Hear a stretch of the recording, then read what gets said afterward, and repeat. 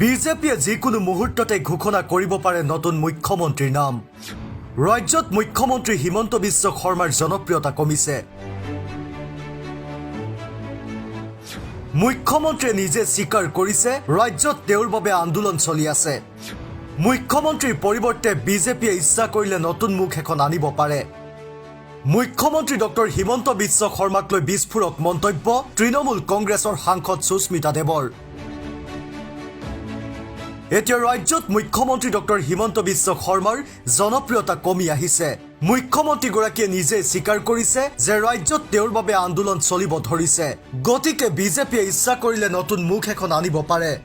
দেবকে বদলালো, উত্তরাখণ্ডে ওরা chief minister বদলালো, ওরা মহারাষ্ট্রতে ফাডনাভিসকে একবার ডেপুটি সিএমও দিয়ে দিল, মনে আছে, সরকার করার জন্য।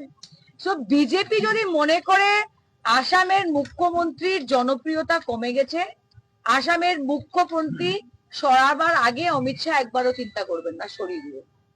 সো বিজেপি সার্ভে করবে। আর আমি মনে করি যে এখন যে আজকের দিনে যে পরিস্থিতি আছে, হেমন্ত বিশ্ব শর্মা বিজেপির জন্য একটা বোঝা হয়ে উঠেছে। বিজেপিয়ে যিকোনো মুহূৰ্ততে নতুন মুখ্যমন্ত্ৰীৰ নাম ঘোষণা কৰিব পাৰে। তৃণমূল কংগ্ৰেছৰ সাংসদ সুস্মিতা দেৱে সোমবাৰে শ্ৰীভূমিলৈ অহাৰ পাছত এইদৰে মুখ্যমন্ত্ৰী ডক্টৰ হিমন্ত বিশ্ব শৰ্মাক তীব্ৰ বাক্যবান কৰা পৰিলক্ষিত হয়। জুবিন গাৰ্গৰ মৃত্যুৰ তদন্তত দাখিল কৰা গোচৰটোত চাৰ্জশ্বিট দাখিল কৰিলে যথেষ্ট নহয় বুলি উল্লেখ কৰে সুস্মিতা দেৱে। উপযুক্ত তথ্য আৰু প্ৰমাণ দিব লাগে। प्रमाण अबिहने चार्जशीट दाखिल करिले कोनो लाभ नाई बुली मंतव्य सुस्मिता देवर। जुबन गर्ग आसाम की जनता के दिलों में बसते थे और आसाम की जनता का बीजेपी की सरकार जो आसाम में है और जो खास कर मुख्यमंत्री है, उनके ऊपर से आसाम की जनता का विश्वास उठ गया है। ठीक है, आप एसआईटी का जब रिपोर्ट आएगा या चार्जशीट होगा, उसको हम देखना चाहते हैं कि क्या है।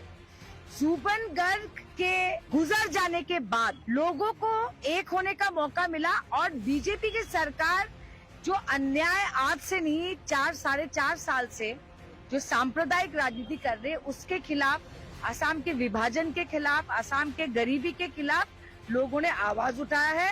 जुबन गर्ग का चार्जशीट में अगर कोई भी प्रॉब्लम हुआ तो मुझे लगता है कि मुख्यमंत्री को रेजिग्नेशन देना चाहिए। এতিয়া প্ৰশ্ন হয়, ৰাজ্যত মুখ্যমন্ত্ৰী ডক্টৰ হিমন্ত বিশ্ব শৰ্মাৰ সঁচাকৈ জনপ্ৰিয়তা কমিছে নেকি? মুখ্যমন্ত্ৰী গৰাকীৰ বাবে এতিয়া ৰাজ্যত সঁচাকৈ আন্দোলন চলি আছে নেকি? নে তৃণমূল কংগ্ৰেছৰ সাংসদ গৰাকীয়ে কোৱাৰ দৰে বিজেপিয়ে যিকোনো মুহূৰ্ততে ঘোষণা কৰিব নেকি নতুন মুখ্যমন্ত্ৰীৰ নাম? সেয়া পৰৱৰ্তী সময়ত হ'ব লক্ষণীয়। News desk report, news daily Assam digital.